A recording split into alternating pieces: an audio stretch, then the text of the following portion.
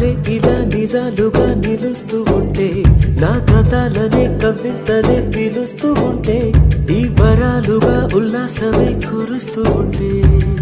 పెదవికి చంపా తగిలిన చోట పరవశమేదో తోడవుతుంటే పగలే అయినా గగనంలోన తారలు చేరెనుగా నిజంగా నేనేనా ఇలా నీ జతలో ఉన్నా ఇదంతా ప్రేమేనా ఎన్నో